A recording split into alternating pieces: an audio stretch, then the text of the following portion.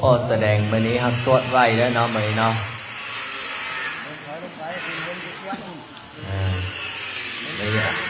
มื้อนี้ฮักสวดไว้ได้มื้อเรียงแถวงามๆล่ะทั้งหมดเรียงแถวเอางามๆแม่งามๆแม่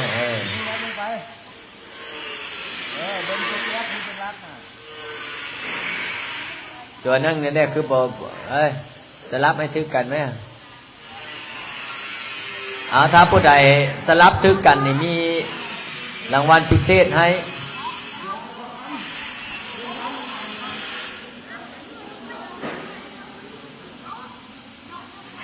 ไปเอาน้ำปานะไปละอย่างแบบนี้แหละค่อยมาโอเคทำนี้แหละ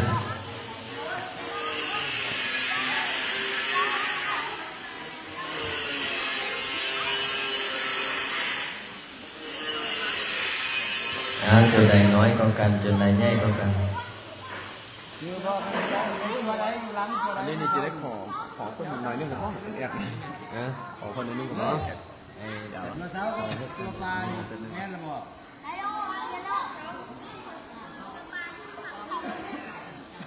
ปลาอยู่ข้างหลังจุดบนมา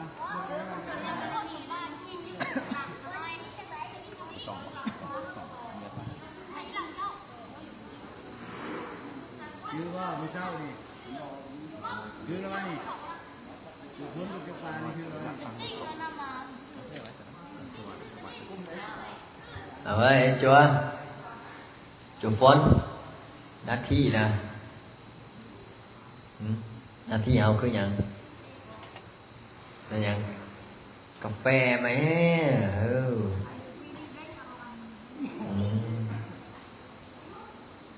มีบ่ล่ะ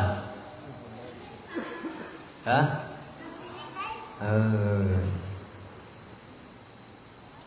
กาแฟเดอร์ฟินิกเด้อ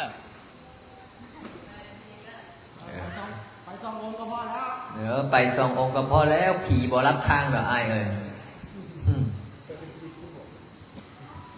กาแฟแก้วเดียวแล้วเกือบ10 คนหน่วย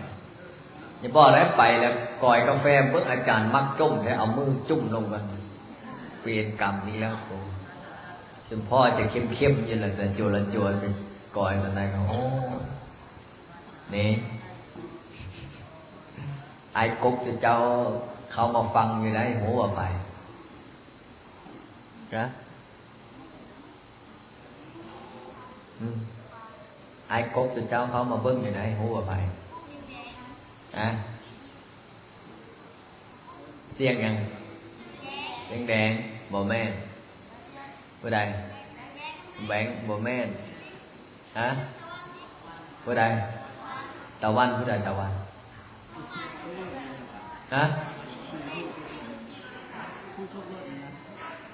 บ่แม่นผู้ใดว่าโจบิ๊กที่แรกโอ้แสดงว่าเซี่ยวเราได้เซี่ยวกันนะโจบิ๊กยังเข้ามาเบิ้งอยู่ได้กินฮอดวัดเอาแห้งจะเข้ามาเบิ้งได้เราไปอยู่วัดใดวะมันหักใหญ่นักใหญ่วะโอ้เดี๋ยวสิไปยามแล้วเนาะเอาเนาะไปอยู่ดีกินดีแล้วเอาเราสั่นข้าวมือเดียวคือเก้าสิโอ้จ่อยนะไปอยู่หุ่นกับแม่นตุ้ยแล้วบ่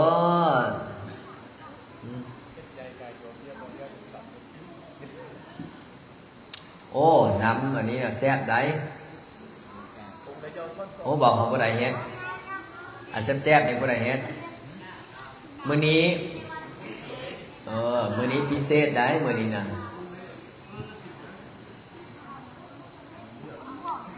คอยดูดได้ลูกป้าก็บ่รับผิดชอบได้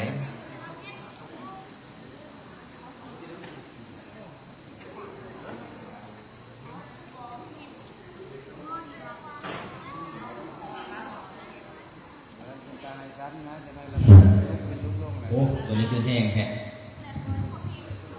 เห็ดวันนี้ขออนุโมทนาบุญกับเจ้าภาพเจ้าศรัทธาถวายน้ำปันนะโมบาจัวสักแซ่บ ของใครอาขาวเอามาได้คุณแม่กล้าเป็นผู้เฮ็ดอาขาวเอามาให้ถวาย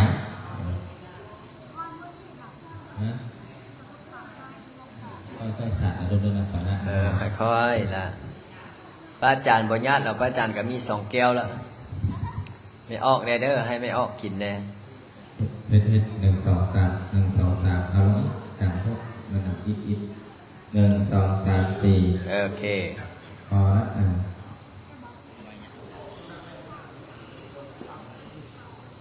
วันนี้อยากให้พระอาจารย์เล่าเรื่องหยังมื้อนี้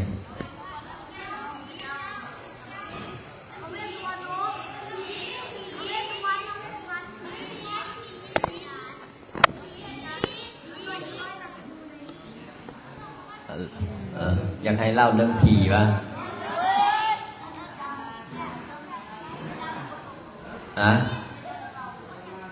เล่ากับพุทธเจ้าบ่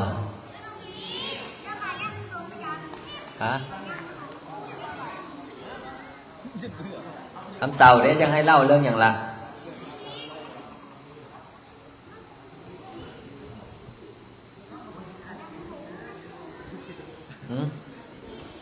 คำเศร้าอยากให้เล่าเรื่องอย่างผี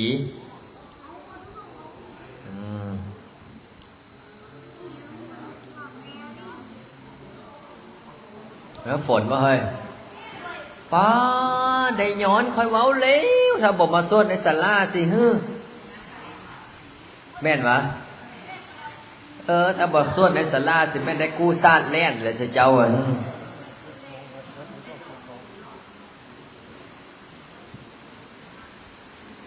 โอ้ยฝนอีกแล้วมันตายฝนดุฝนดัน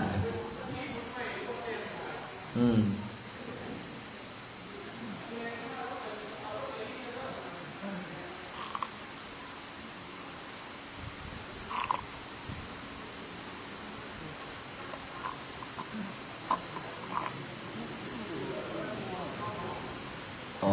ฝนตกแห้งอีหลีได้ใครโยฝนตกกับปยานนะเฮานะน้อยในศาลาแล้ว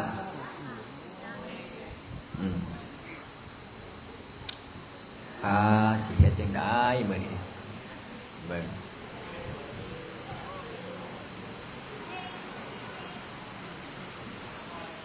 เอาฝนตกแห้งแล้วบัดนี้ไอ้จัวเฮาสั่นซะเด้อน้ำเด้อสิให้เล่าเรื่องผีเล่าเรื่องใดน้อบาดนี้เมื่อคืนนี้พระอาจารย์ฝันเมื่อคืนเนี่ยเล่าความฝันก่อนเมื่อคืนนี้ฝันเห็นต้อฝันเห็นต้อว่าสิต้อคุมเลยทีแรกอันต้อคุมมา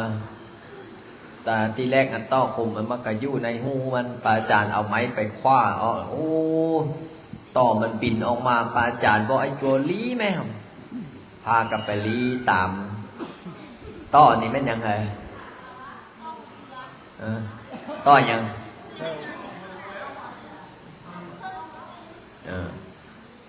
ต้อนี่ก็ไล่ดันในจัวคอยกันเล่นจะคิดว่าแม่พระเล่นโอ้ยจอนสมบูรณ์ฟาดเลยแล้วหน่อยแม่ออกเอาพระสมบูรณ์มาถวายพระกันบอกกันเลยบอกจัวลีเด้อวัดต้อมาทีแรกอันมีแต่ตัวเดียวทีแรกแล้วเราบินออกมาหลายตัวป้าตัวหนีแล้วคอยก็ได้นะแต่เบิ้งฝันเห็นต้อนี่มันสิแม่นยัง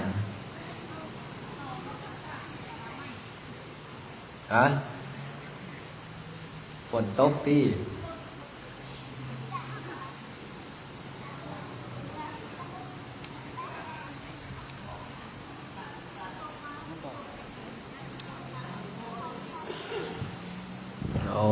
ดังคาสักหน่อยก่อนถ้าออกตัวญาติโยมเข้ามาเบิ้งก่อนในท่าเอาให้ต่อได้ให้เก็บต่อตัวทีได้ถ้าก่อนเดี๋ยวกระจายเนาะ เห็นบ่เขาเฮ็ดเวียกในเฮ็ดทั้งเว้นทั้งคืนกลางค่ำบ่ได้ยืนกลางคืนบ่ได้นอนก็ขยันนั่นนี่สิแล้วไวแท้มื้อนี้สวดธรรมดามื้อนี้นะเพราะว่าเฮ็ดเวียกหลายเนาะช่วงนี้เนาะเตรียมงานไปยังเสียงวันนี้ชัดเจนดีครับสาธุผอ.สาครสสาครผอ.สาคร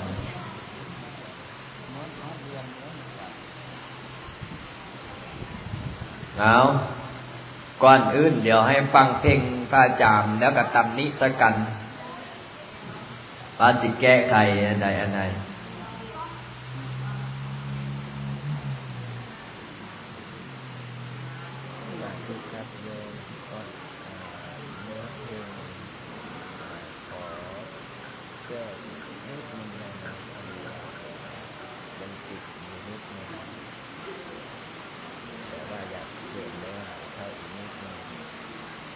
จารย์จะส่งรายละเอียดให้เพิ่มนะอยากให้ออกมาเป็นเพลงที่ยอดอาจารย์ส่งให้เพิ่มเติมนิดนึง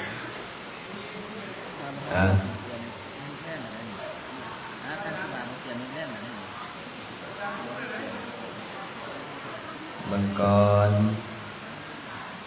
เนื้อเพลงเฮานี่เฮาสิแก้ไขตัวใดเพิ่มเติมแล้วไปเปิดบนทูตบ่ได้ว่า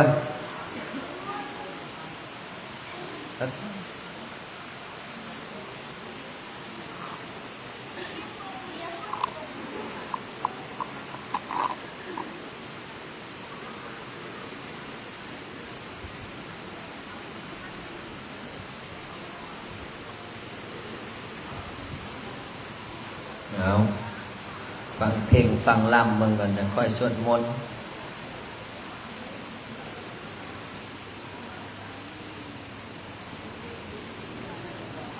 ผู้ใดซื้อบนทูตปิดให้ได้เด้อ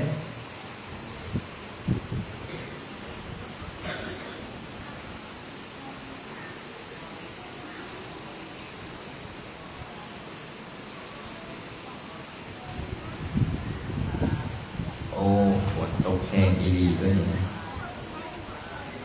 ฮะมดแล้วว่าน้ำปะนะยังเลยมดบอเอาให้ไม่ออกด้านหลังเลยเอาเฮ้ยอันนั้นคือเขาบอกเปิดไฟเลยในสร้างจะเห็นไม่เปิดไฟไหมล่ะมีไฟเปิดเนาะไม่ไฟร้อนยืมฮอดนะไปได้ไปเปิดไหมโอ้นี่ก็จึงไม่แจ้งก่อนเนาะมีไฟบอกเปิดไฟสิฟ้าจะประหยัดบ่ได้เลยเอาสาธุเบิ่งบ้างถ้ากูบาสิกคือบ่ได้ให้เขาเสื่อมอยู่ว่าหรือจะได้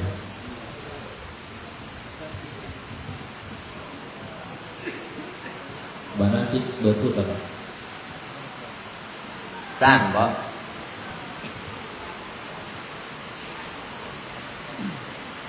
กาแฟยังกาแฟเดอะฟินิก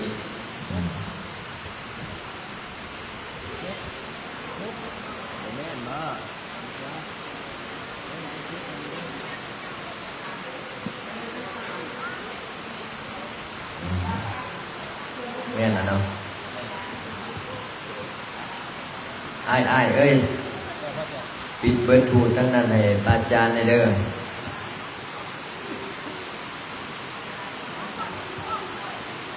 โอ้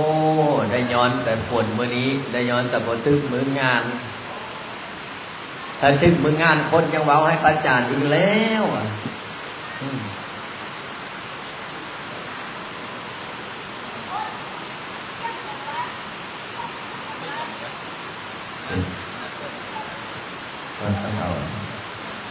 ลองเด็ด1 2 3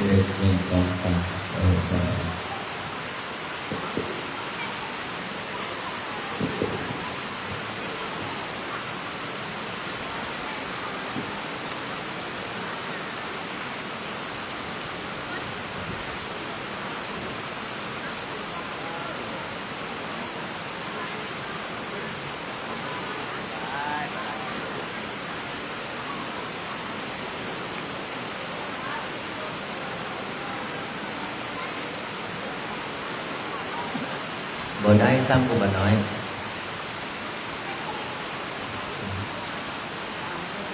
ตั้งมีของผู้ใดเสื่อมอยู่ล่ะ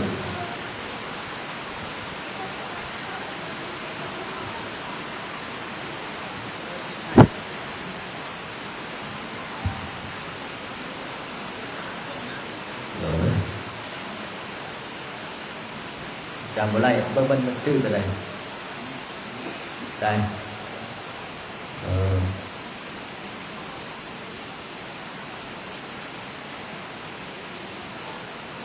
พิซซ่า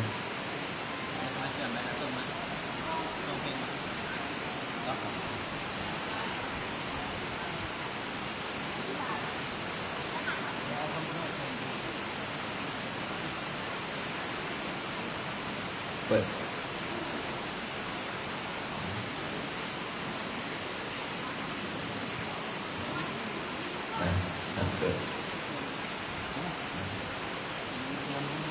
โอ้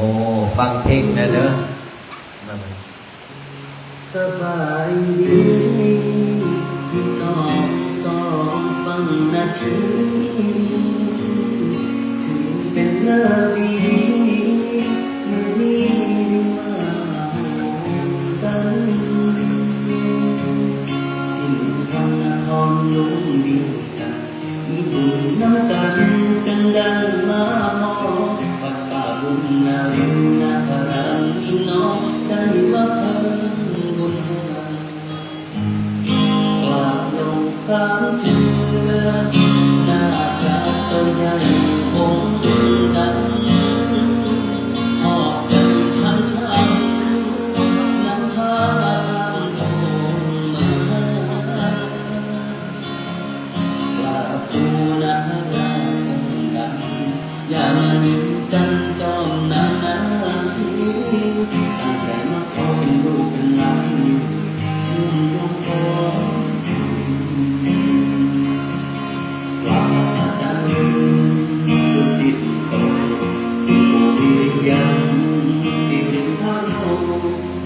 ปัญญาบารมีมาโอเมตตาสุขสาธุชนผู้ยากไร้สร้างโรงเรียนหน่อยใหญ่เทศไทยทั้งสองลูกศิษย์ใครแต่เมื่อหลอกเมื่อมาได้ดีได้บารมีสองพันโทเชื่อมโยงด้วยบุญสัมพันธ์สร้างงานเราอาขวางกันแค่สักนามาทำงานที่ทำมาสัมปติชาตินาสังสิมุพรหมมามีแต่ความเข้ามาลงทางความที่รุ่งเรืองที่โง่เจ้าสมปรารถ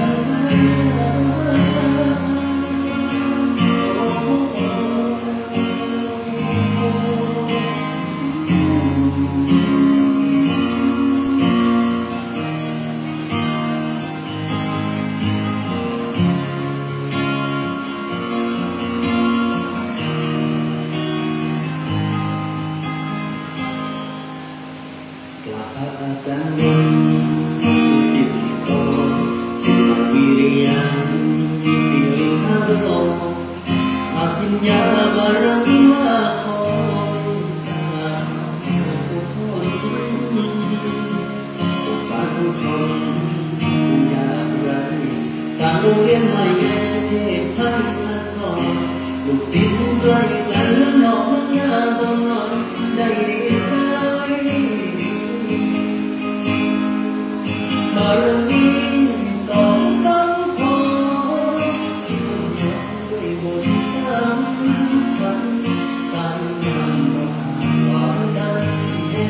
งศรัทธาถ้าทางงานที่ทำมาสัมปติชามินาสังสิโมพรหมมามีแต่สังรักความงามมาถ้าความที่รุ่งเรืองเจ้าสมปรารถนา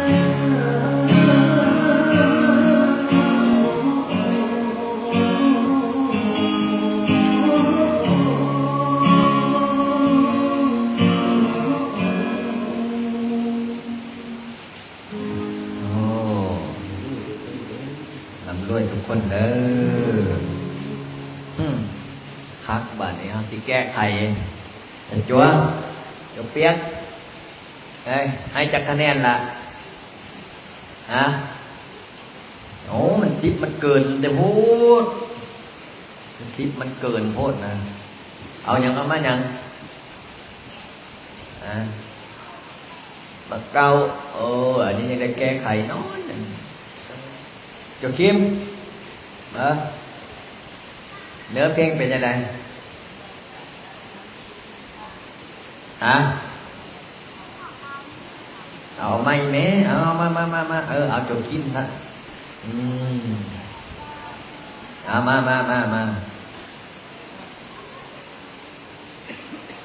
โธ่ให้จุคีมได้จัวอัจฉริยะแก้ไขปัญหาเปลี่ยนวิกฤตมา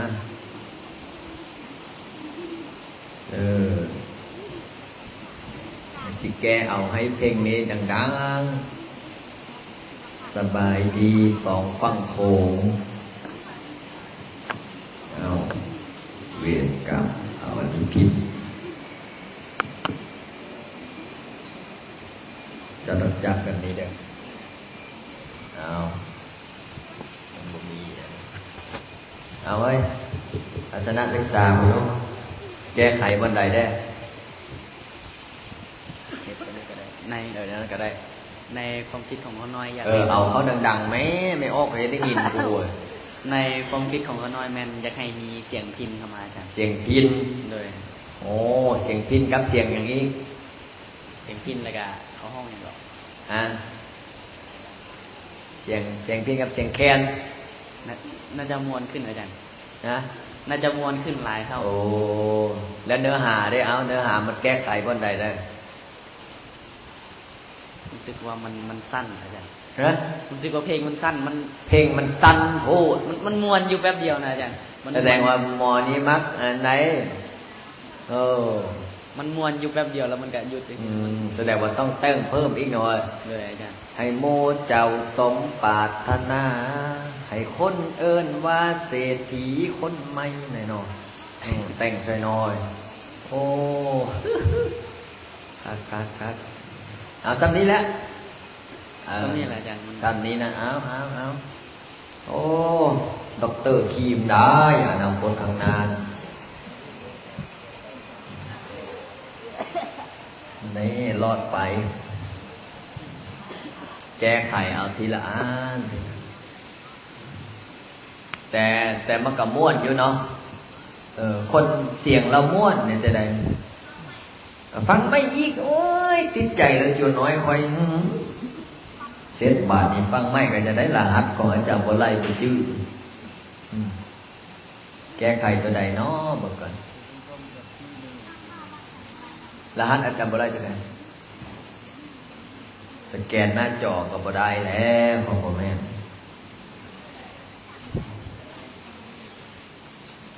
บ่ได้โจนได้เสิร์ฟสิให้เสริมอย่างอีกยังคาดส้นใดอีกบ่มีความคิดแสดงว่าพวกอย่างนั้นนี่พวกมักลอกแบบบ่โอนกระถางเงินล้านมันสั้นโคตรสิท่องให้จบเลยบ่สัมปจิสามินาสังสีโมเลยบ่เอาโจนเอาของท่านในมดเอาเซตตายบาทนี่แพ็กเกจของท่านมดอายุนั่นเปิดไวไฟเมื่อก่อนเจ้าบ้องเสริมยังให้เพิ่มอีกบ้างบ่มีพวกนี้แม่นถ้าไปเฮียนกับแม่นลอกแบบมึงซื่อๆเดี๋ยวเนาะคำเสาเนาะคำเสาเลยจำบ่ไล่เปิดอีกรอบนึงละ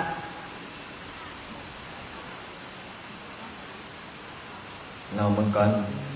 สบายดี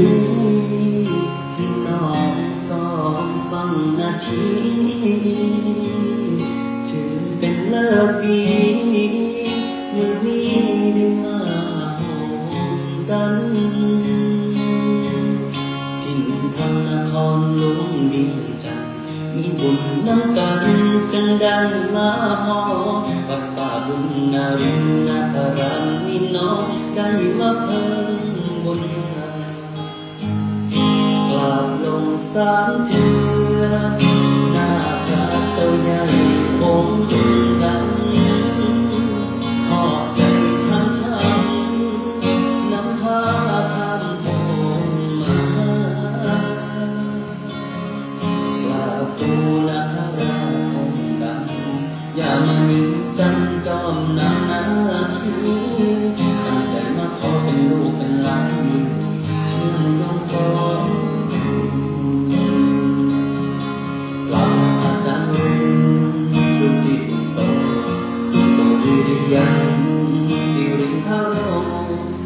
อภิญญาบารมีมาขอเมตตาสุขสาธุชนผู้ยากไร้สร้างลูกเล่นหน่อยยังเพศภัยพันสอนลูกศิษย์ไว้ไกลคนหมอกเมื่อนาได้ได้บารมีสองพันคนเชื่อมโยงด้วยบุญสัมพันธ์สร้างนั้นบ่อาจขวางกันแม้สักนาถ้าทางนั้นนาที่ท่านมาสัมปติชาลินาสังสิงห์พรหมมาแต่สิ่งของนั้นทางทางที่ร่วมเจ้าสมภาร อันนี้โชคข่าว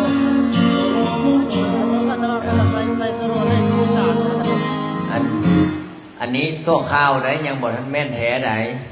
อันนี้ยังไปคัดยังเข้าห้องอัดเสียงยังไปคัดยังไปเก่ายังไปทูยังไปรูดยังอันนี้ยังแต่พระอาจารย์ว่าบ้อนบอกว่าเบิ่งก่อนมันมีท่อนหนึ่งเนาะแบบว่าบารมีสองฝั่งโขงเสริมโยงให้สายสัมพันธ์แล้วมันมาตัดเป็นแบบว่าตั้งคาถานี่มันแบบสมมติว่าข้ามของมาแล้วบอกว่าตีสิตั้งใจมาสู้กระถางเงินล้านอาตมน้องนี่นะเขาต้องเอาแบบยาวในนึงเนาะพิจารณาสักกันไหนเพลงนี้มันดังไหนโจ้ยวันนี้ล่ะเสียเจ้าสิได้ลิ้นโทรศัพท์เนาะได้เปิดเพลงอย่างนี้เปิดมือคืนเราเบิ่งแม่สมมติว่าสาวเครื่องมือหนึ่งสาว4 ชั่วโมงนะยังบ่ทันกินใจเนาะโอ้ยังบ่กินใจได้ไปปั๊บให้ไอ้ก๊อฟแต่งเพิ่มถ้าว่าสินค้ากับเขาคอยยังบ่ทันซื้อสินค้าเจ้าโปรโมทยังบ่ทันคักว่าซั่นซะอ๋อเนาะสังสีเบิ่งเดี๋ยวสิคัดเก่าคักกว่านี้อีก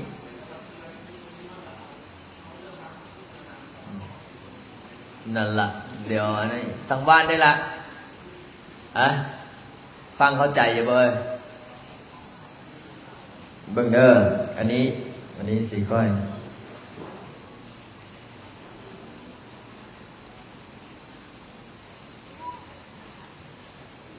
ครับตอนนี้กำลังช่วยกันวิเคราะห์แล้วก็จะออกมาเป็นเนื้อเพลงที่แบบกินใจคนแบบคล้ายๆคนอกหักคนผิดหวังได้กลับมาสมหวังทำนองนี้เดี๋ยวเพลงนี้ทุ่มเต็มที่ช่วยกันทุกทีอันนี้แบบดนตรีแบบโซโล่ดนตรีเบิ่งเด้ออาจารย์ให้ฟังเมื่อคร่าวๆโซโล่ดนตรีแป๊บนึงก่อนคนสิบได้คอยบ่น้อบาดนี้หรือว่าให้อาจารย์บ่ไล่เอา AI ออกแป๊บบ่วะ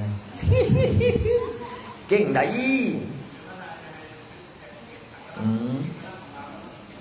แล้วเสียงแคนเอา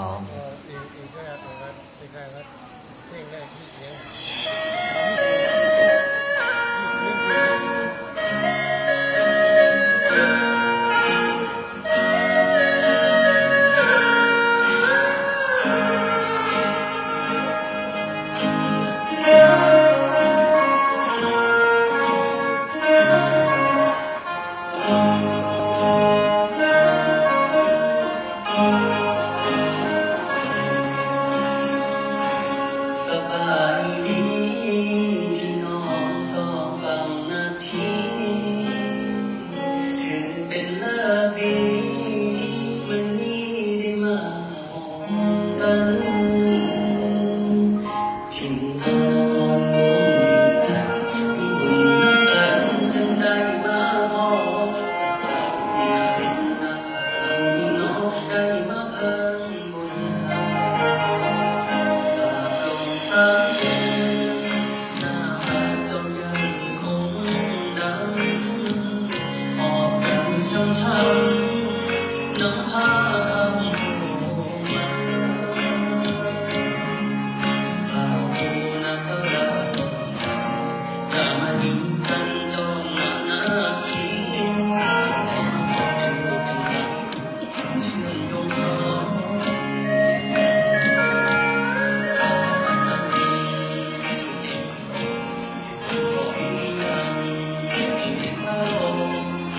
Apinya arima honita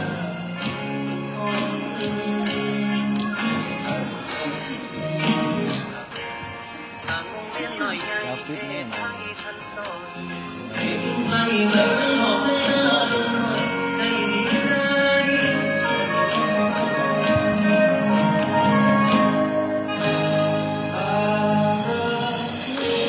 Đón băng hồn chừng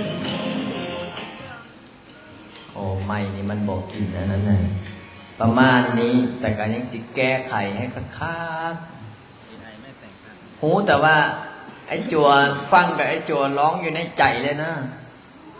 ยอมพิษสิทธิ์เพื่อร้องเพลงพระลินก็ได้ AI ไม่แต่ง นะเดี๋ยวแคปไว้ แป๊บนึง ไอ้จัวเดี๋ยวเรามาแก้ไขออกคักๆเพราะว่าอย่างอันนี้มีคนแต่งถวาย มีคนเป็นเจ้าภาพ มีคนเป็นเจ้าภาพก็คือแม่ออกจ้อย แล้วก็เจ้าเขาคณะของประธานวุฒิแล้วก็แม่ก้ามแล้วก็พระอาจารย์ก็มาวิเคราะห์เขารวมกันเป็นเจ้าภาพสปอนเซอร์ได้ในบุญบ่อยากเป็นสปอนเซอร์นำเขาบ่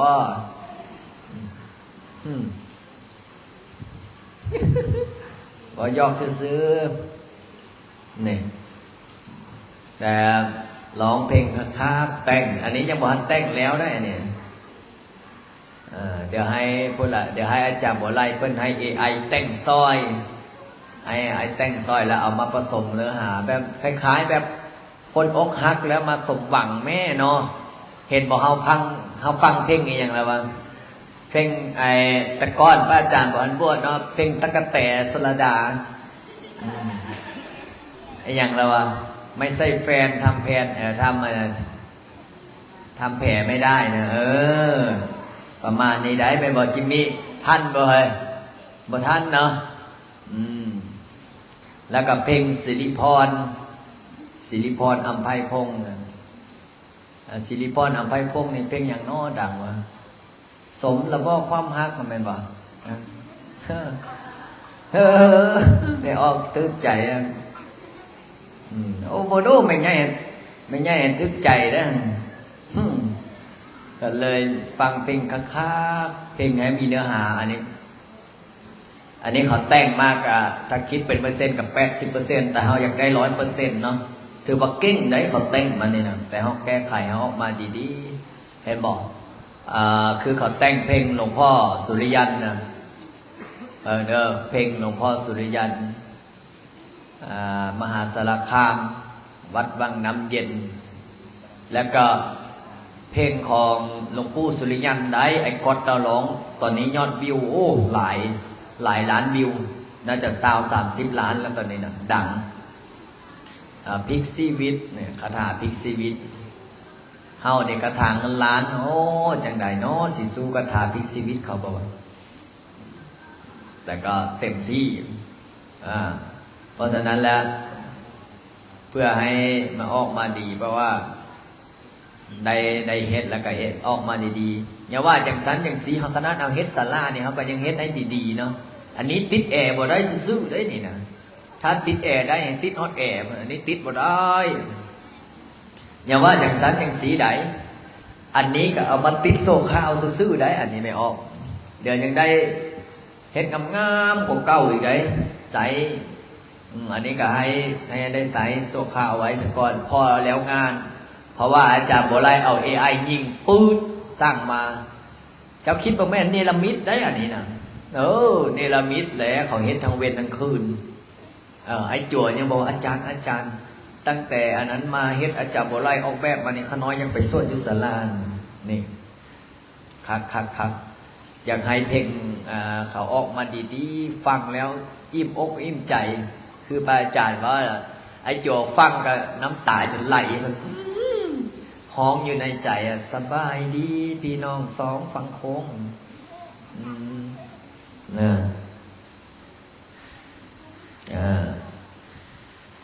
เพราะฉะนั้นแล้วไอ้โจเนาะเอาคักๆเนาะเพลงอันนี้ก็ดีจะได้ม่วนแล้วก็อยากให้ม่วนอีกคือพระอาจารย์ว่าแหละคือเนื้อหานี่นะเนื้อหาของเพลงนี้คือผู้เบ้าอกหักจากประเทศไทยอกหักแบบว่าผู้สาวบ่มักกินเหล้าอกหักเสพเพว่าสิแต่งงานแต่พอไปถามค่าดองคำ2 บาทกับงัว2 ตัวเบียร์100 ลังเหล้าหายใกล้ตัวเสร็จเรียบร้อยผู้เบ้าบอกว่ากินอย่างช่วงนี้กับอย่างบ่เป็นราคาก็เลยอกหักไปจะได้ผู้สาวไปแต่งงานไอ้นี้ก็พอไปแต่งงานปุ๊บ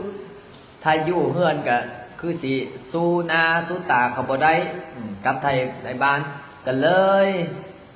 ขี่รถมาเรื่อยๆข้ามขัวน้ำคลองมาหอบใจซ้ำๆวันนี้กลับมาไปเที่ยวท่านหลวงพอไปเที่ยวท่านหลวงปุ๊บไปเจอปออ้อวันนี้ไปเจอผู้สาวงามวันนี้ผู้สาวคนลาวผู้สาวงามเนาะใส่สินใส่ผ้าสบงติดใจพอติดใจเสร็จเรียบร้อยไปอธิษฐานสัญญากันว่าเฮาสิอยู่กันจนฮอดมื้อตายเฮาสิอยู่กันเพ่งอีหยังแล้วว่าเพ่งพิสเดอร์นะอีหยังแล้วว่าหากว่าเธอเธอเป็นคุณปู่ฉันอยากให้เธอเป็นคุณย่าเนาะเสร็จเรียบร้อยบัดนี้หลังจากนั้นก็มาขอพรอยู่วัดพระอาจารย์เอามาขอพรอยู่วัดอาจารย์บัดนี้แต่หลักๆมาขอพรอยู่นี้จะได้เน้นสวดมนต์มาวัดเฮาแม่นบ่มาวัดเฮาเน้นสวดมนต์นั่งสมาธิภาวนาวัดเฮาเน้นเรื่องการสวดมนต์เด้บัดนี้บทสวดประจำวัดเฮาที่มันสวดก็คือกระถางเงินล้านพอสวดแล้วปุ๊บความฮักก็สมหวังเพราะว่าอย่างมีศีลมีธรรมเนี่ยสวดมนต์นั่งสมาธิภาวนามันก็สมหวังแม่นบ่จอหลังจากนั้นก็ค้าขายก็ร่ำรวยก็สมหวังสมปรารถนาเนื้อเพลงนี้ก็จบลงทันทีก็ประมาณนี้ได้นะก็เลยสิแต่งออกมาคักๆให้พอออกแล้วช่วยกันคอมเมนต์ว่าตอนนั้น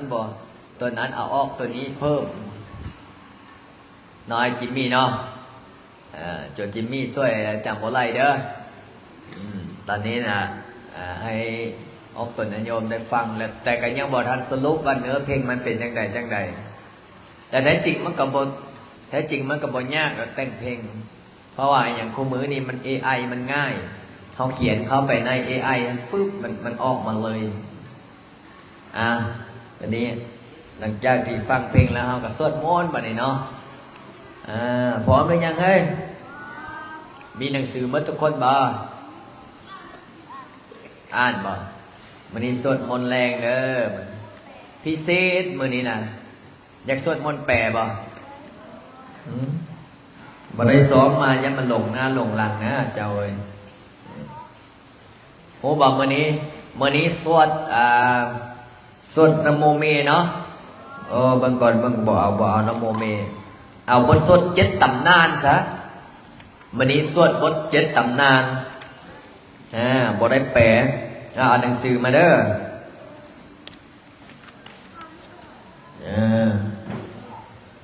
บางก่อน บทสวด7ตำนานเด้อล่ะเด้อมันก่อนล่ะ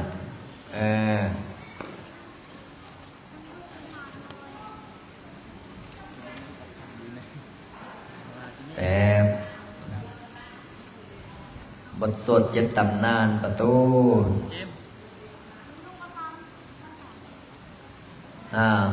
พี่บทนะพี่หน้า114พี่นะ114เด้อโจเด้อหน้า114บทสวด7ตำนาน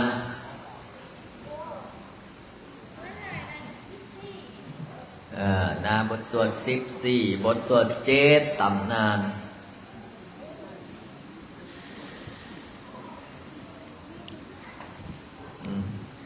มื้อนี้ไอ้โจนั่งสวดดีๆเด้อผู้ใดอยากเข้าห้องน้ำไปเข้าเสด็จลาเด้อเพราะว่าอย่างถ้าย่างไปย่างมาเวลาสวดมนต์เนี่ยยันเทวดาออกมาสุเจ้าไปตกใจมื้อนี้พระอาจารย์สิพาสวด7ตำนานแผ่เมตตาให้เจ้ากรรมนายเวรมื้อนี้นะแล้วก็พิเศษอีใดโจตรงๆเอ้ยมื้อนี้เจ้าภาพน้ำปะนะมาบ่ได้วินหัวก็เลยได้ฟังน้ำปะนะมื้อนี้เฮาสวดแผ่เมตตาเนาะฮู้บ่เจ้าภาพน้ำปะนะเป็นไผมื้อนี้พอดีว่าบ่สบายวินหัวเป็นวินเป็นเวียนก็เลยเฮาสิได้แผ่เมตตาให้เจ้ากรรมนายเวรเราจะได้เฮ็ดน้ำปะนะมาถวายลูกโจลูกเนรได้มื้อนี้สวดนำกันอธิษฐานดีๆเด้อลูกๆเด้อสวดให้หายเจ็บหายไข้เนาะ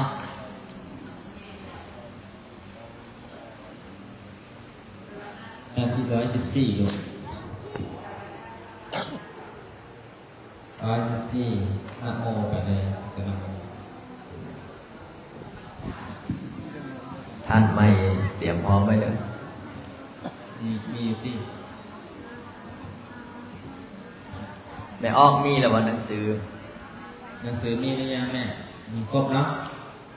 114เด้อตั้งแต่พี่แล้วนะโมไปแล้ว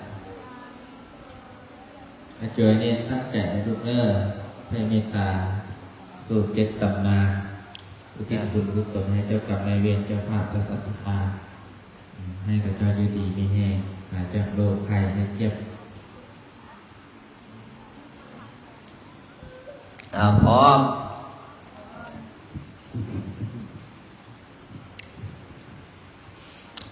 อรหังสัมมา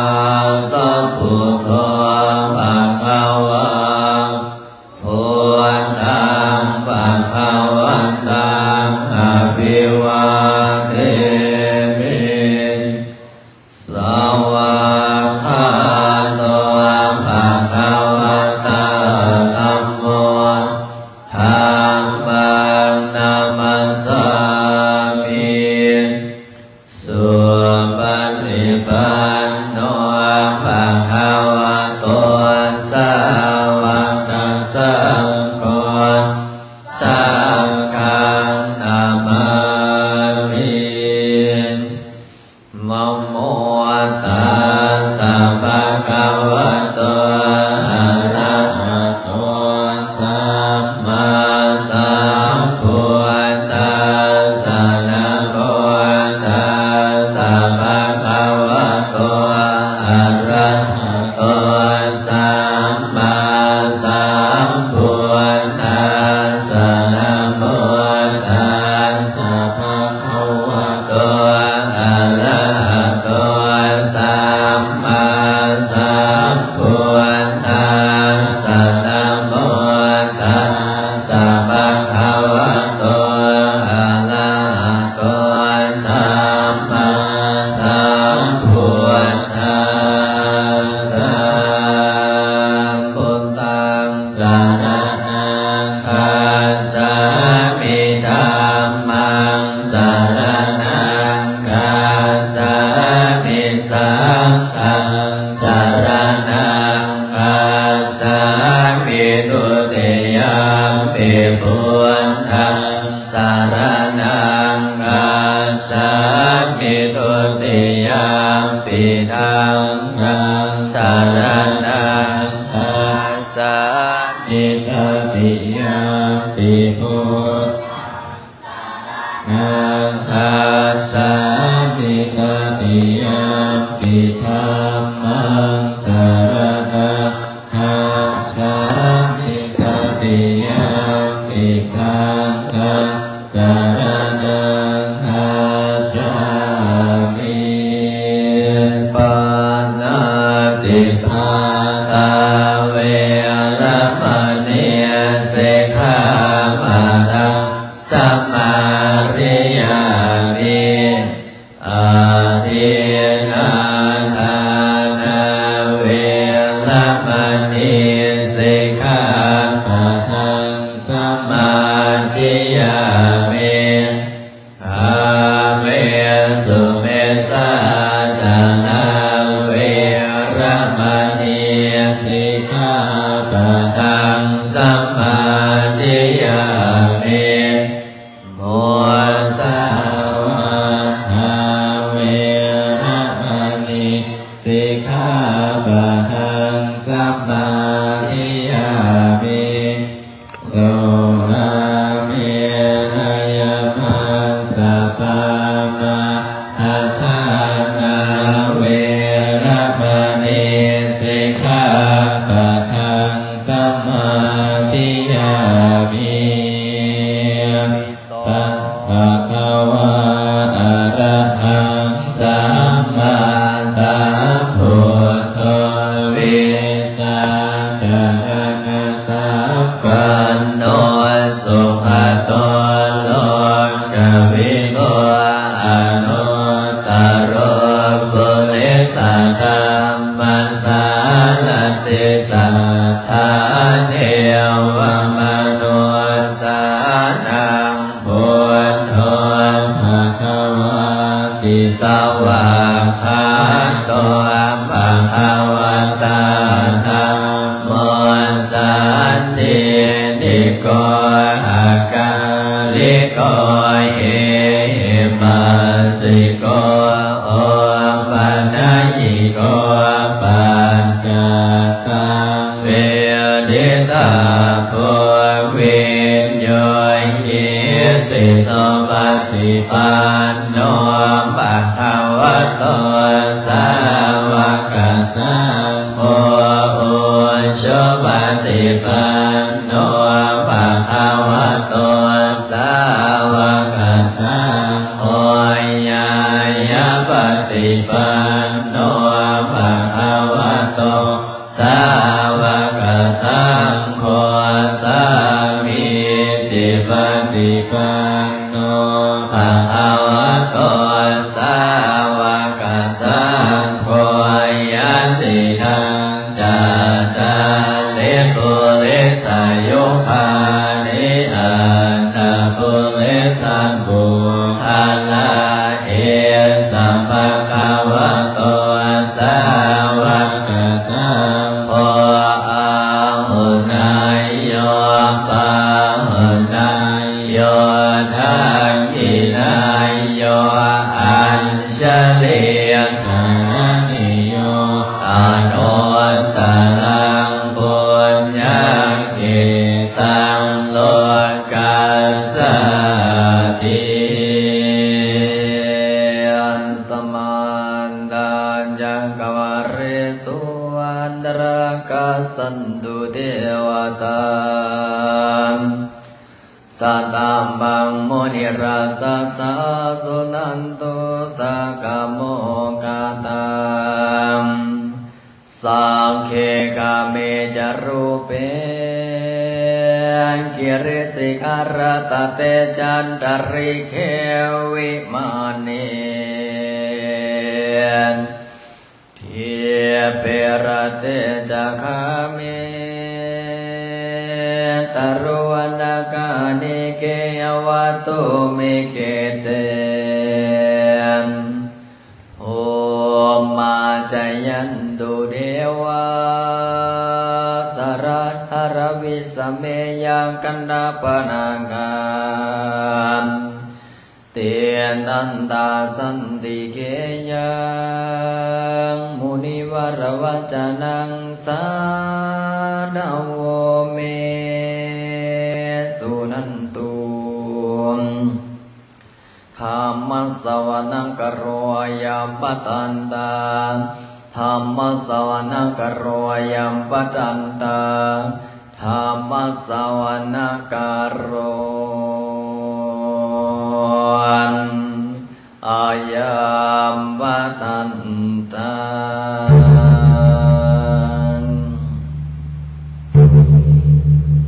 ข้าพเจ้าขอโอกาสรัตนาคุณพระพุทธเจ้าคุณพระธรรมคุณพระสงฆ์คุณบิดามารดาคุณพ่อแม่ครูบาอาจารย์คุณงามความดีคุณศีลคุณธรรมเทพไตรเทวาพ่อปู่แม่ย่าสิ่งศักดิ์สิทธิ์ทั้งหลาย16สันฟ้า10อาสันดินพยอินทร์พยพรหมพยยมราชท้าวจตุโลกบาลทั้ง4เจ้าที่เจ้าทางเจ้าอารักขาษาเจ้าดินเจ้าดอนเจ้าตอนเจ้านาเขตสถานที่นี้ข้าพเจ้าขออธิษฐานสวดมนต์ภาวนาเพื่อเสริมบุญเสริมบารมีเจริญสติปัญญาขอให้ข้าพเจ้าทั้งหลายมีความสุขมีความเจริญยิ่งขึ้นไปด้วยเถิดนะโมตัสสะภะคะวะโตอะระหะโตสัมมาสัมพุทธัสสะนะโมตัสสะภะคะวะโตอะระหะโตสัมมาสัมพุทธัสสะนะโมตัสสะภะคะวะโตอะระหะโตสัมมาสัมพุทธัสสะตัสสะภะคะวะโตอะระหะโตสัมมาสัมพุทธัสสะพุทธังสรณังคัจฉามิธัมมังสรณังคัจฉามิสังฆังสรณังคัจฉามิทุติยมปิพุทธังสรณังคัจฉามิทุติยมปิธัมมังคัจฉามิทุติยมปิสังฆังสรณังคัจฉามิตติยมปิพุทธังสรณังคัจฉามิตติยมปิธัมมังสรณังคัจฉามิตติยมปิสังฆังสรณังคัจฉามิสัมพุทเทอนุเวสัญจตวัฏทัสสัญจสหัสเกปัญจสัตตสหัสสานินามามิสิลสาหังเตสันตามันจะสัหันจะอาตะเลนะนามามิหันนามกาลานุปะเวนะหันตวาสาเพอุปะทเวอเนกาอันตรายาปิวินาสันตุเสสะโตสัมพุทเทปัญจปัญญาสัญจสัตตุเวสติสหัสเกทัสสะสหัสสานินามามิสิลสาหังเอสังธรรมัญจะสังฆัญจะอัตเลนะนัมมะมิหังนัมมะกัลลานุปะเวนะหันตวาสาเพอุปะทเวอเนกาอันตรายาปิวินาสันตุเสสะโตสัมพุทเทนวัตรสเตอัตจัตตาริสสหัสเกวิสติสัตตสหัสสานินามามิสิลสาสังฆามันจะสังขันจะเลนะนามามิหังนัมกาลานุภาเวนะหันตวาสาเพอุปาทเวอเนกาอันตรายาปิวิ นาสันโตเสสาโตโยจักขุมาโมหะมราปะกาโตสามังวังพุทโตสุขโตวิโมโตมาราสะปาสาวินิโมจยะโตปาเปสิเขมังชนะตังวินัยยะพุทธังวรันตังศิลสานามามิโลกัสสนะทันจะวินานากันจะตันเตสะสัมเตสยสิมติโหนตุสัพพันตรายามวินาสัมเมนโตธรรมโมรสยโยวิยตาสสะโตทาเสสิโลกาสวิทุติมัคคังนิยานิโกนธรรมารัสสะทะริสาตาวะโหสันติกโรสุจินโนธรรมังวรันตังศิลสะนามามิโมหะปะทารังอุปสัตตาหังตันเตสะสะเตสยสิทธิโหนตุสัพพันตรายาจวินาสเมนตุสัทธรรมเสนาสุกตะนุโคโยโรกาสปะปัวปะกิเลสเตนตาสันตัวสยังสันติโยสักโกจัตชวางคาตธรรมังวิดิตังกโรติสัพพังวรังตังศิลสานามามิพุทธานุพุทธังสัมมาศิลติติงตันเตสะสะเตสยสิกิโหนตุสัพพันตรัญญาจวินาสเมตุนะโมอะระหะโตสัมมาสัมพุทธัสสะมะเหสิโนนะโมโอตมะธัมมาสสวะคาตังเสวะเตนิทานะโมมหาสังฆาสาปิวิสุทธัสเสลเตติโนนะโมโอมาตยารันทาสรัตนันตยะสัสสาธุกันนะโมโอมกาติมตาสตาสวะโตตยาสปินะโมกาปะภาเวนวิคาสันตุปะทวานะโมการานุภาเวนะสุวัตถิโหนตุสัพพทานะโมสเตเสนวินิมนิโหมิเตสวะเปิดไปหน้าที่119วรรคสองอเสวันนาจะภารานังปันติตานันจะเสวนาปัวชาจะปัวชันนิยานาเหตัมมังกรมุตตมังปฏิโลปะเทสาวจะปัวเปจะกตปุญญาตาอาตสัมมาปณิติจเหตัมมังกรมุตตมังภาหุสัจจะสิทจะวินัยโยจะสุสีกิโลสุภาทิตาจะยาวัมจะเอตัมมังกรมุตตมังมาตาปิตุอุปทานังปุตตะทาลังสสังฆโหอนาคุรันจะกัมปันตาเอ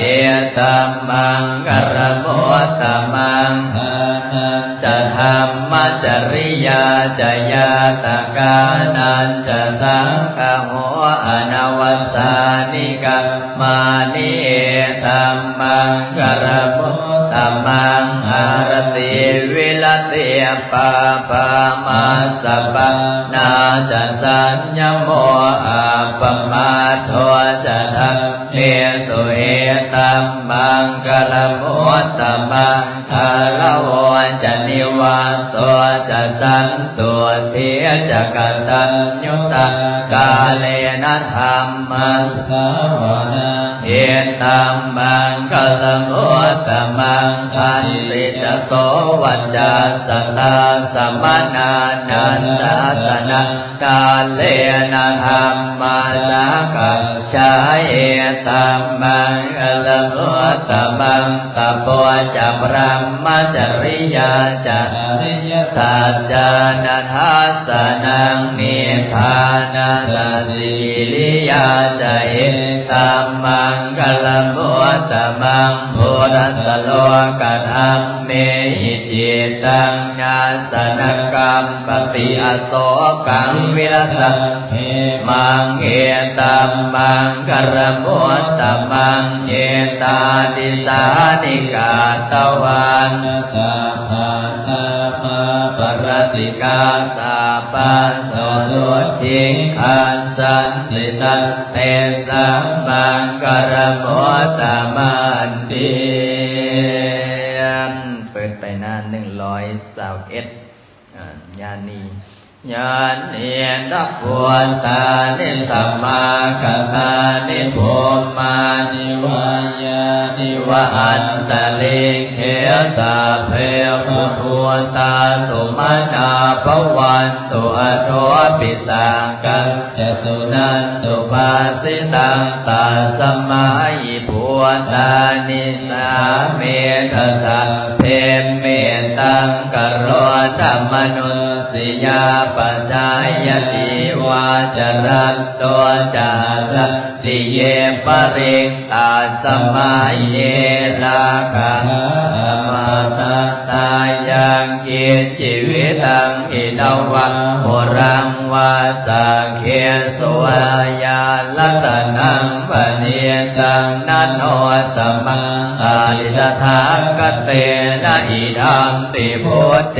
รัตนังปเนตังเอเตนะสัจเจอัสเสนะ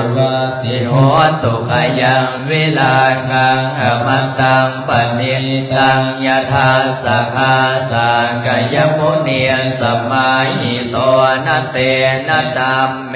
นะสัมมาทิกินจิดัมปิดัมเมรัตนะปเนตังเอเตนะสัจเจสุวัติโหตุยัมพุทธเสโทปริวันนะยิงสุจิงสมาธิ อันตริก กัญญมาอุสมาธินาเตนะสมโมนะวิสาติอิดัมปิดัมเมลัตนังปเนตังเอเตนะสัจเจนะสุวันติโหตุเยปุคัลลาอานัสตังปัสสะอาจัตตาริเอตานิยุคานิโหติเตทากิเนยยาสุกตาสัสสาวกาเอเตสุทินนานิมหา ภลานิอิทัม ปิสังเขลัตนังวันเนตังเอเตนะสัจเจยสุปฏิโหตุเยสุปโยตามนัสสะอาภ เทระ นิ นิ กานิโนโคตมัสสาสนัมนิเต ปา ติปัตตาอมตัง วิภัยหระ ทามุทานิพุนติงพุนชัมมานาอิดัมปิสังเขรัตนังปานิตังเอเต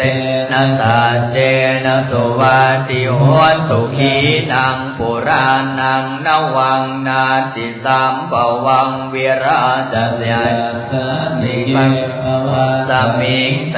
เขนะปิชาอวิรุณนิสันดา เน นิ ปันติทิรา ยถายัมปฏิโกอินัมปิสังเขลัตนังปเนตังเอเตนะสัจเจนะสุวัติโหตุยาเนระโพตานิสมากตานิภูมาน วายานิวาอันตริงเขตถาคตังเทวมโนสัพพวสิตังนามันติโหนตุญาณิดัพพวันตานิสัมมากตานิภูมานิวายานิวะอันตริเขตถาคตังเทวมโนสัพพสิตังธัมมังนามาสัมมาสุวันติโหนตุญาณิดัพพวันตานิสัมมากตานิภูมานิวะอันตเลเขตถาคตันเทวมโนสัพพสิตังสังฆังนามาสัมมาสุวัตถิโหตุ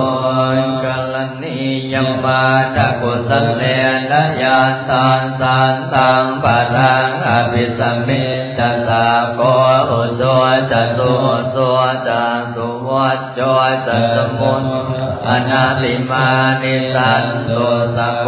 จะสุปัลโลจะอาปกิจโจกวติสันตินตริโยจะนิปังจะอาปะคาโพกุเรสุอนันุขิโตนะจะกุทังสัมมาจะเลกินจิเยวินโยปะเรอุปวัฏไทโยงสุขิโนวาเขมิโนโหนตุสาเปสาตาปวันตุสุกิตาตานิเกณจิปานาภูตาเทตสาวัฏฐาวะอนวเสเทมวาเยมหันตวามัสสิมารัสกาอนุกตุระเทธาวาเยอเนติธาเยจตุเรวสันติอวิทุเรโพตาวสัมภเวสีวสาเปสัตตาปวันตุสุกิตาตานปรังนิโกเมตนาติมันเนตกานาตินังกินจิปยโรสนาปฏิกสันนานัญญมัญญาสดุสยมาตายธานิยังปวดตังอายุสาเอกปวดดัมมนุระเคเอวัมปิสัมปะปวเตสุมนาสัมภาวะเยอปริมานังเมตัญจะสัพพโรกาสมิงมานะสัมภาวะเยอปริมานังโยทังยัญจะสัมปะทังอเวลังอสัมปะทังเดทันจะทังนิเสโนวาชยันโนวายาวาตาสมิกตมิตพอเอตันสัตลิงอธิไดยพรัมปเมตะวิหารังอิรัมมาหรินจะอนุปกะมสีรวาราสเนนะสัมปันโนกาเมสุวินัยเอทังหิสันตุขัพพสัยยังปุลนิติติวิโลปะเคหิเมตังเมตังเอราปะเทหิเมสัพยาปุเตหิเมเมตังเมตังกันหาโพตมะตังเอหิเมปะทาปะเทหิเมเมตังเมตังทิลาตะเกหิเมจตัวปะเทหิเมเมตังเมตังปะหัวปะเทหิเมมามังอาภะโกหิงสิมามังหิงสิทิปาตะโกมามังจตุปะโทหิงสิมามังหิงสิปะโหปะโทสัพเพสัตตาสัพเพปานาสัพเพภูตาจะเกวราสัพเพพันตรานิปัสสันตุมากิจิปังปะมาคัมมาอาปมาโนพุทโตอาปมาโนธัมโมอาปมาโนสังโฆปมาณวัฏฏานิสิริสปานิอหิวิสิกัสสะปะทิปุณณาภิสารพุทสิกากตาเมราคะกตาเมปริตาปฏิกมัตตุพุทธานิโสหังนะโมภะคะวะโตนะโมสัทธานังสัมมาสัมพุทธานังวิปัสสินามัน อุเทตยัญจากุมาเอกราชหริสวันโนปดเวปปาโสตังนามาสามิหริสวันนังปดเวปปาสัมตยาสะโพตาวิหเร โมทิวาสัง เยพระมนาเวทกุสาปนัมเมเตเมนะโมเตจะมังปารยันตุนามาตุเปาทานังนามาตุโพธิญาณโมวิโมตตานังนะโมวิโมตติยาหิมังโสปริตังกาตวะโมโรจลาติเอสนาอเพตยัมจามุมังเอกราชาริสวันโนปดเวปาโสตัง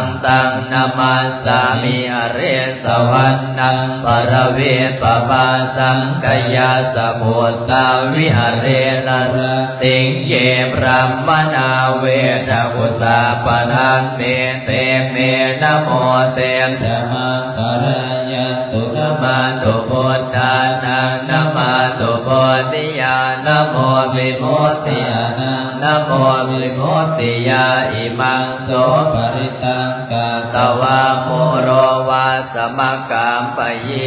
ติอันติโลเกสิลกุโนสันจังโสชัยยโนตยาเตนะสันเจนะกะหามิสัจจิกิลยมะกะสหัมอาปะเสตวะธัมมปรังสเลตวะโบปะเกสิเนสัจจมรวัน วัสสายสัจกิ กิ ริ ริ ย ย ม มัง ก กะ ะ สหังสันติภาคาปัจจนาปัน ติภาคาอวัจจนามาตาปิตาจเน ขันธาสาดเวปฏิก เอกมาสหัสสะ เจกเตไมหังมหาปัสส หิโตสิกิ หิวาเสสิโสราสกเรสานิอุตกังปัตตวายทาสิกิสัจเจนะเมสันนาทิเอสาเมสัจจมรณิติวิปัสสินมาตัวจากุมาตัสสิลิมัตตโตสิกิสาปินามาตุสาปะพุตานุกัมปิโนเวสะพุสานามาตุนะ กาสปะเปียชิโนนามาตุ ตุกะกุขันทัสสมาลเสนาปนาติโนโกนากมนาสนัมมาตุพรามนาสวุมโตกาสปัสสนามาตุเวปโมตัสสะสาปดิอังกิลาสนานามาตุสังกายาตตาสสิลิมโตโยหิมังธรรม นามาเทเสสิสาปะทุก อาปโนทานังเยจาปิเนพุตาโรเกยถาภูตังวิปัสสิสุเตสนาอภิสุนามหันตาเวสัทธังหิตังเทวมนุษสานังยังนามัสตุตบังวิชาจารณสัมปันนังมหันตังเวทัสละทังวิชาจารณสัมปันนังพุทธังวันธามาโคตมันติเปิดไปหน้าที่บทสวดบทสังโฆนาที133พรสังโฆสติสังฆาตัวธรรมานังวิจโยตถาวิริยมติติสัตติโพสังฆาสตถาปเรสมารุเปขโพสังฆาสัตเตเตสัพพนะสินามุนินาสัมมาทัคขาตาภาวิตาภาหุริกตาสังวันตันติอภิญญายเนภานายจะโพริยาเอเตนะสัมจวันเสนะโสติเตโหนตุสัพพทาเอกสมิงสมัยเยนาโนโมคารัง จกา สัพพังกิลาเนทุกิเตริสาวาโพสังเคสาตเนชยิเตจตังอภินันทิตวาโร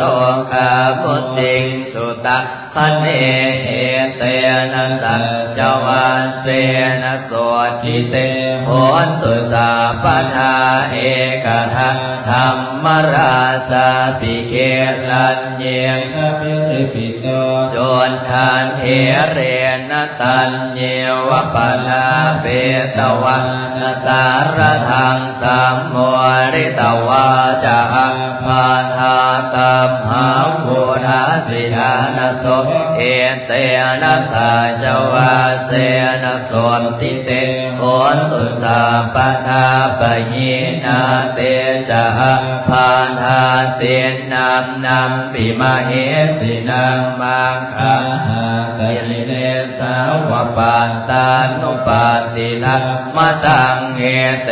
นะสัจวาเสนะโส ทิเต โหนตุสัพพทายันโดนนิมิตตังอวมังอลัญจโยจามนะโพสะโกนาสสะโท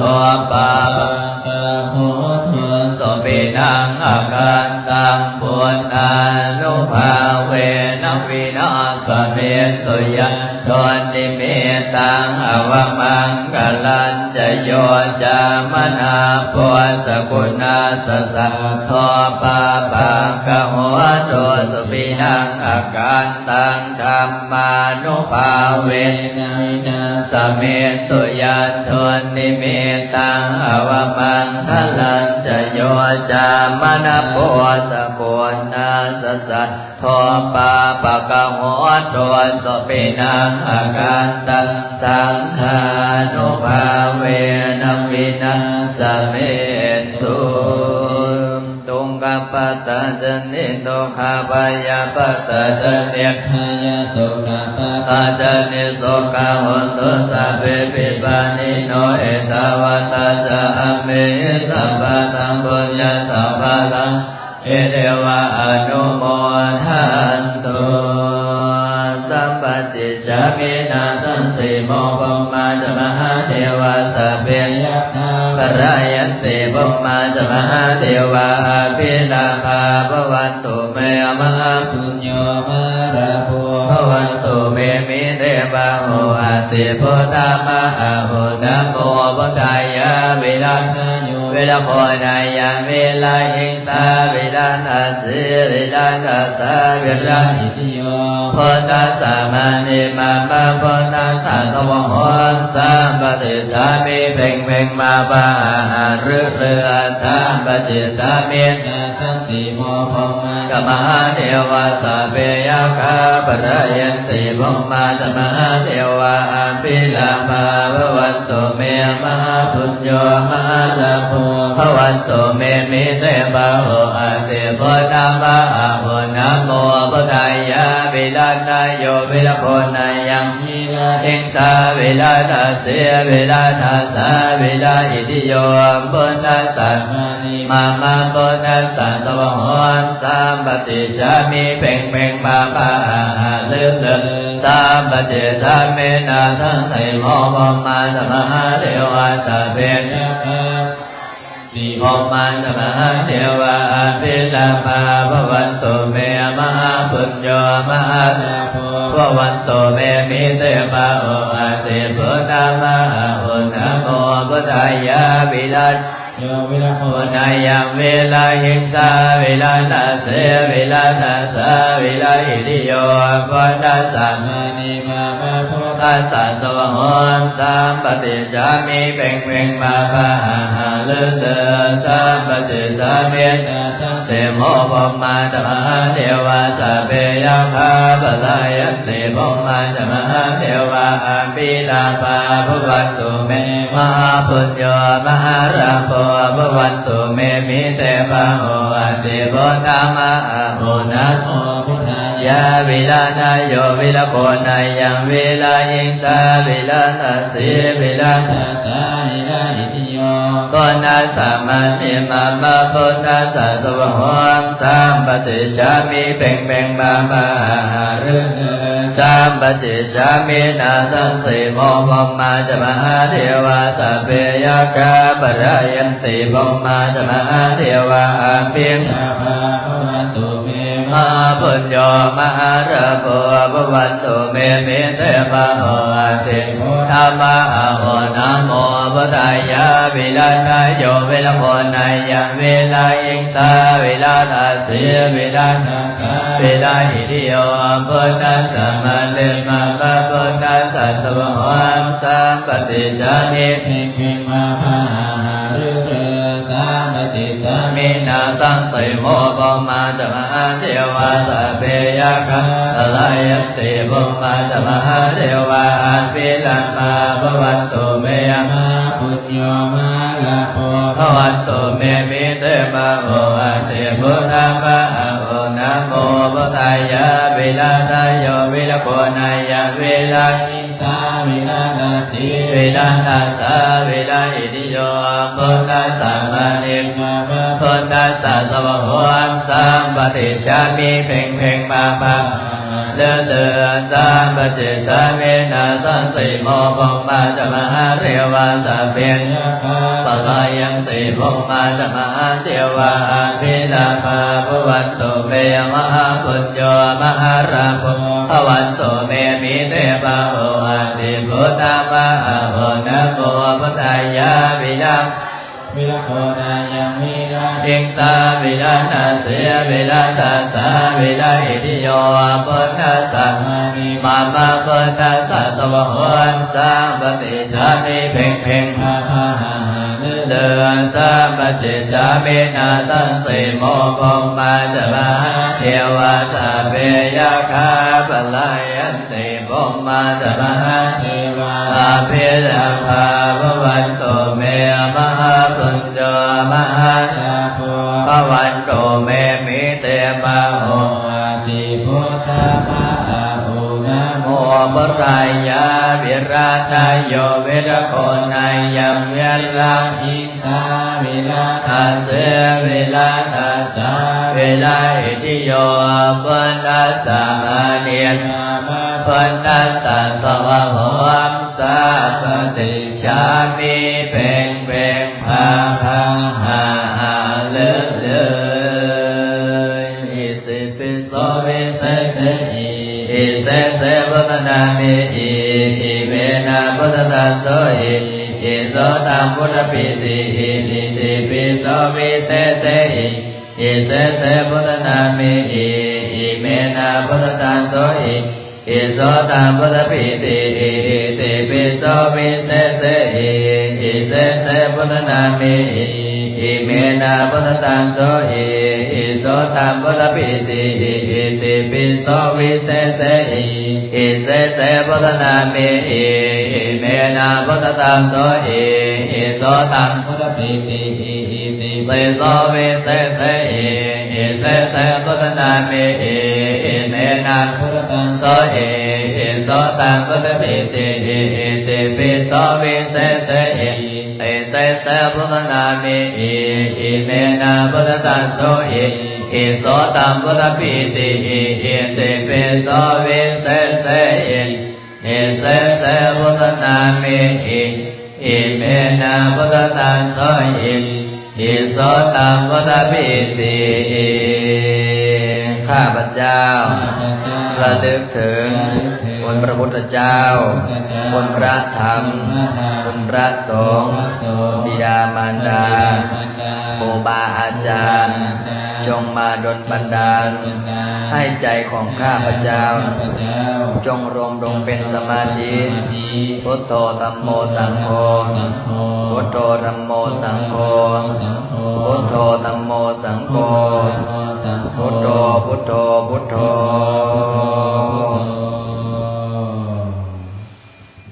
ลำดับต่อไปให้นั่งสมาธิภาวนาบัดหลังจากที่ได้สวดมนต์ หลังจากที่ไหว้พระหับศีลสวดมนต์แล้วก็ฟังเสียงพัดลมฟังจิตฟังใจตนเองเพราะว่าจิตใจของเฮานี่แหละเฮาสิฝึกเฮาสิปฏิบัติได้ก็ย้อนใจของเฮานี่ถ้าเฮาสิเป็นผู้เป็นคนก็ย้อนใจของเฮาถ้าใจเฮาบ่สู้บ่อดบ่ทนมันก็บ่ได้ซึ่งพวกตนนั้นโยมก็คือสิฮู้แล้วเนาะว่ามื้อวันที่25ซึ่งมีบุญกฐินอยู่วัดเฮาเนาะแล้วก็เป็นปีทำบิดของวัดเป็นปีแรกของวัดแล้วก็เป็นปีที่พระอาจารย์ฮับกฐินบวชมา10 กว่าปีบ่เคยฮับกฐินแต่ปีนี้พิเศษขอฮับกฐินเป็นปีแรกและก็ครั้งแรกในชีวิตเพื่อที่จะระดมทุนสร้างพระเจ้าใหญ่เบื้องต้นว่าสิเฮ็ดสูง45 เมตรแต่ได้ขยับไปเฮ็ดด้านหลังแต่ก็วางแผนไว้ว่าสิเอาประมาณ80 เมตร80 เมตรก็คืออายุของพระพุทธเจ้าหน้าตักประมาณ45 เมตรก็คือพรรษาของพระพุทธเจ้าอันนี้ก็โครงการระยะยาวนานก็ได้ตะเว้าไว้ก่อนเพราะว่าอย่างรอเอกสารรอเฮ็ดพูดละก็เว้าไปเพื่อไว้เพื่อสิได้ปรับเปลี่ยนถ้าเฮาบ่เว้าเฮาก็สิบ่ได้ปรับบ่ได้เปลี่ยนถ้าเฮาบ่บอกบ่กล่าวออกตนโยมก็คือสิบ่ฮู้เพราะว่าอีหยังเพราะว่าการสร้างพระเจ้าใหญ่นี่นะต้องใช้งบประมาณมหาศาลใช้งบประมาณมหาศาลต้องใช้เวลาอย่างออกตนโยมผู้มีจิตศรัทธาก็ได้ร่วมเป็นเจ้าภาพเจ้าศรัทธานำกันบางคนกับผู้10ผู้5ผู้หมื่นผู้แสนผู้ล้านผู้มีเงินหลายกับ10 ล้าน20 ล้านถ้าผู้มีหลายก็นั้นอย่างบางคนขายที่ขายทางได้โชคดีร่ำรวยเขาก็มาฮับเป็นเจ้าภาพเจ้าศรัทธาช่วยตามกำลังทรัพย์กำลังศรัทธานี่อย่างนี้พระอาจารย์สิขออนุญาตอ่านชื่อเจ้าภาพเจ้าศรัทธาเนาะเพราะว่าตอนนี้ออกตนโยมกับเบิ้งในออนไลน์ไลฟ์สดเจ้าภาพเจ้าศรัทธานับตั้งแต่แรกๆมานับตั้งแต่วันที่2พระอาจารย์เริ่มลงชื่อไว้ตั้งแต่วันที่2ก็คือมีโยมแม่ปุณโยมแม่เวิร์นคำหรือว่าแม่เวิร์นหรือว่าแม่ออกเม็ดคำแม่หมีแม่สมบูรณ์แม่บุญมีแม่เมตตาแม่เดือนแม่ตำแหน่งแม่สิริพี่อฤทัยโยมแม่มณีวันโยมพี่พรดวงดาวโยมแม่จอมศรีโยมวันเพ็งโยมโบจีนโยมคำพรหมจันทร์โยมแม่ศรีสุพรรณโยมแม่จันทร์ส่วนโยมแม่จันทร์สวนจันทวงศ์โยมบานแก้วโยมแม่แอโยมส่วนสิงห์สวัสดิ์แล้วก็โยมแม่ไข่ศรีแล้วก็พร้อมคณะใส่บุญโยมทองสุขโยมแม่ดวงตาโยมแม่บัวคำโยมแม่บัวห้องโยมแม่แก้วดวงใจด็อกเตอร์เกียรติพรและก็ด็อกเตอร์ลิสาอันนี้จะมาออกโรงทานพร้อมได้เนี่ยแล้วก็โยมจันทลีจาก USA แล้วก็โยมบุญมาคำโยมบุญมาโยมแม่ดาลาวันแล้วก็แม่สุดดาวรแล้วก็แม่บิงแม่สุดสดาโยมคำไพ่แล้วก็โยมแม่แมวจาก USA โยมแม่โมโยมทองวันพิมพ์สอนโยมเจจากอเมริกาเนาะแล้วก็โยมแม่คอนสวรรค์โยมอักษร วงประเสริฐแล้วก็โยมโยมแม่ย่ายยอดแม่ย่ายยอดนี่ขายที่ได้ก็เลยมาครับเป็นเจ้าภาพกฐินช่วยพระอาจารย์10 ล้านกีบนี่ขายที่ขายทางได้ก็มีเงินเอ็ดบุญเอ็ดทานแล้วก็โยมพ่อใหญ่ไก่สอนแม่มักลาวันแล้วก็โยมแม่อันนี้โยมแม่สมบุญมีแล้วแล้วก็โยมแม่ปุญญนุชนี่ก็มาพร้อมกับคณะใส่บุญแล้วก็โยมแม่ขันกาบโยมแม่ขันกาบนี่ครับเป็นเจ้าภาพ100,000แล้วก็โยมแม่เพชรสวรรค์กัน100,000โยมพ่อวงแม่แต่นี่ก็ครับเป็นเจ้าภาพ20 ล้านโยมแม่จอมศรีโยมพัชรพรแล้วก็โยมแม่โนโยมแม่โนมื้ออื่นนี่สิมาแล้วแล้วก็โยมแม่ตู้บุญคำพร้อมด้วยลูกหลานแล้วก็โยมสวรรค์โยมบัวพันธ์แล้วก็โยมสุนาโยมสุนาวงภักดีโยมพ่อใหญ่สีทาพ่อใหญ่สีทานี่มีเจ้าของตลาดบ้านพร้าวเนาะก็มาแต่พุ่นละเมืองปักงึมพุ่นละแล้วก็แม่บัวขาวอันนี้อยู่ประเทศไทยครับเป็นเจ้าภาพ5,000 บาทโยมพ่อทิศแก้วดาลาวงแล้วก็โยมทองวันแล้วก็หงเฮียนเก้านาตอนนี้ก็น่าจะเจ้าภาพนี้30-40 คนละก็ได้เจ้าภาพร่วมด้วยช่วยกันผู้เล็กผู้น้อยนี่ละนี่ผู้เล็กผู้น้อยผู้พันผู้10,000 20,000ตามกำลังศรัทธาแล้วก็ผู้ใดที่ยังบ่มีชื่อก็แจ้งมาเด้อผู้ใดที่ยังบ่มีชื่อบ่มีนามบอกว่าอาจารย์ชื่อขน้อยตกหล่นต้องขออภัยแต่ทั้งนั้นทั้งนี้บุญมันก็ได้แล้วล่ะเนาะบัดนี้พระอาจารย์ก็สิได้ยึดติการใส่เสียงสักเล็กสักน้อยเพื่อให้เฮาเบิ่งจิตเบิ่งใจเนาะแล้วก็กุ้มศรัทธาพระลินเนาะกุ้มศรัทธาพระลินกุ้มศรัทธาพระลินนี่ก็เคยเป็นเจ้าภาพครั้งหนึ่งแล้วตอนทอดป้าบัดนี้ก็มาร่วมอีกแท้จริงมันก็หมดทุกคนนั่นแหละกุ้มศรัทธาพระลินออกตนญาติโยมที่มาเนี่ยนะทุกคนถ้าบ่ศรัทธาก็บ่มาเนาะก็ทุกคนนี่คือมันศรัทธาพระลินเมิดเพราะฉะนั้นแล้วก็ให้นั่งสมาธิภาวนาเด้อมื้อนี้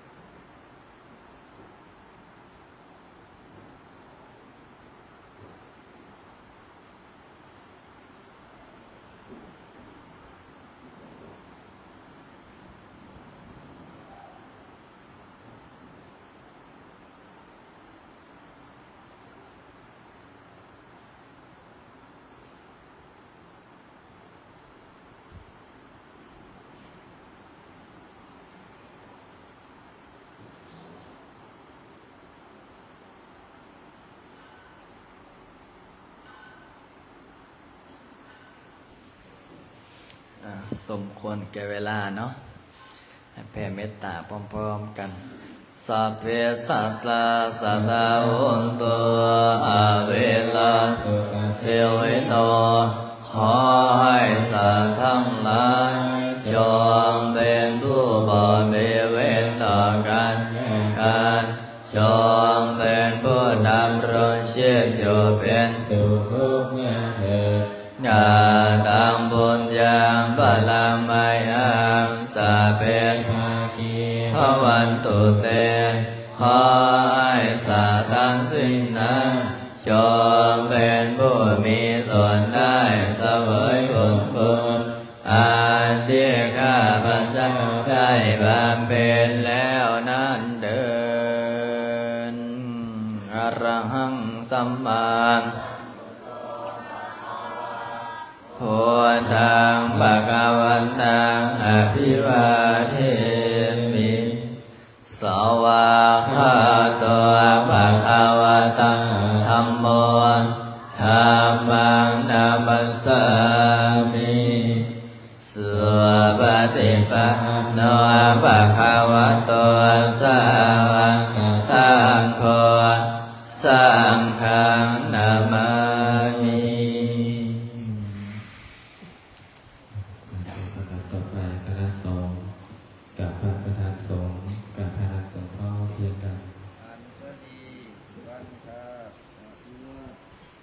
อัญชลีวันทาอายุอัญชลีวันทาอายุ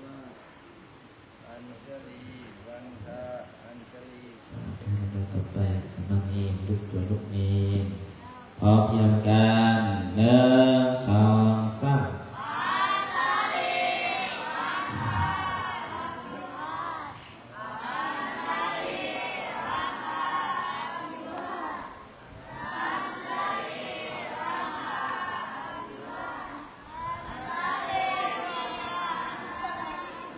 สาธุหันหน้าไปให้ออกต้นนั้นโยกา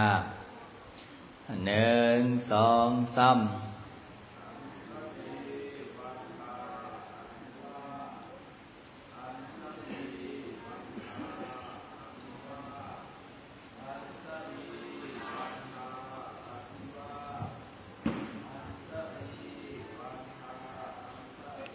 สาธุอาภพรเด้ออนุโมทนาบุญกับเจ้าภาพเจ้าสถานน้ำปนะ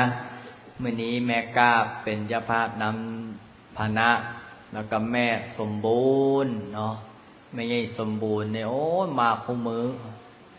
มาสวดแล้วก็เอาน้ำปนะมาคู่มือแต่ของแม่มีหรือของแม่สมบูรณ์ไม่ใช่สมบูรณ์ครับเป็นเจ้าภาพกฐินพร้อมได้เนี่ยมื้อนี้พระอาจารย์ยังได้ซ้อมลูกโจรลูกเนียนอีกได้มื้อนี้ยังซ้อมสวดอันอีกแต่ก็ย่าเนาะมื้อนี้เนาะอนุโมทนาบุญนำเด้อผู้ใดบ่ทันมีน้ำญาติก็เตรียมน้ำญาติได้บัดนี้โสเกเตกะโยโกภาวะเปวะตนาสิลิสานิจังโนจัตตารธรรมวัฏติอายุวันโนสุขังภารังตุงกัปปตะเจนิทุกขังปัตตะเจเนปายะสุขัปปัตตะเจนิสุขาวุตุสัพเพเฮโนเอตวัตจาเมหิสัพพะตาปุญญาสัพพะราสัพเพเทวะอนุโมทันตุสาธุให้เฮงให้รวยให้ปังเด้อสาธุสาธุสมควรแก่เวลามื้อนี้ซ้อมเด้อเฮาเด้อไอ้จั่วเด้อ